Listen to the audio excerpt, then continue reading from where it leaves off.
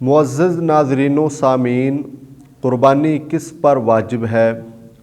ہر صاحب استطاعت عاقل بالغ آزاد مسلمان مرد اور عورت پر واجب ہے۔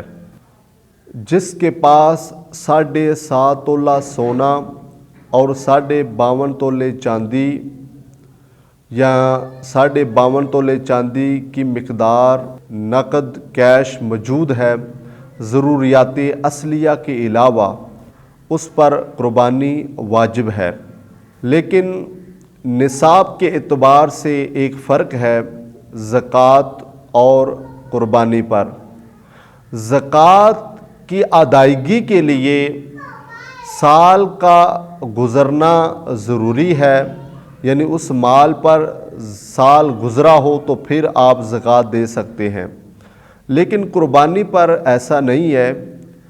قربانی جو 3 ایام ہیں، یعنی 10 کی صبح صادق سے لے کر 12 کی غروب آفتاب تک، اگر وہ پہلے صاحب نصاب نہیں تھا تو ان 3 دنوں میں صاحب نصاب ہوا ہے، یعنی 10، 11 اور 12۔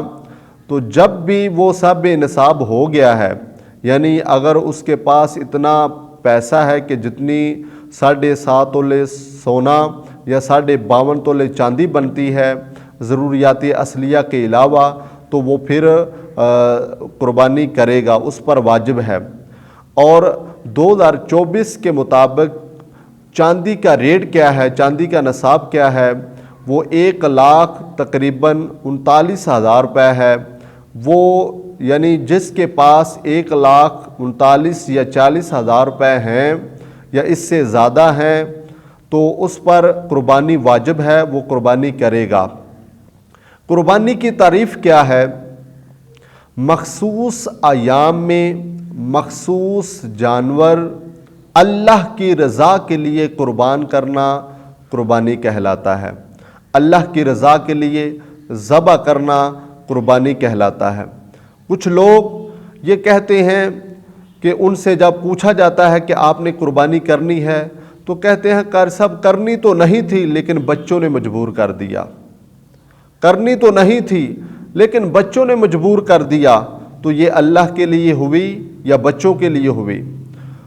آپ سے پوچھا جاتا ہے قربانی کرنی ہے تو کہتا ہے کرنی تو نہیں تھی، لیکن لوگ کیا کہیں گے؟ اتنے بڑے بنگلے کے اندر رہتا ہے اور قربانی نہیں کر رہا۔ حضرت کرنی تو نہیں تھی لیکن اس لیے کر دی ہے کہ لوگوں کو پتہ چلے کہ ہم امیر ہیں، ہم رئیس اعظم ہیں۔ یہ قربانی کا نصاب ہے، یعنی جس کے پاس 52.5 تولے چاندی یا اتنا اس کے پاس کیش موجود ہے وہ قربانی کرے گا، اس پر قربانی واجب ہوگی۔ اور کرنی کس کے لیے ہے؟ اللہ کے لیے کرنی ہے۔ قل ان صلاتی و نسکی و محیای و مماتی للہ رب العالمین۔ اللہ کی بارگاہ میں دعا ہے اللہ ہمیں سمجھنے کی توفیق عطا فرمائے۔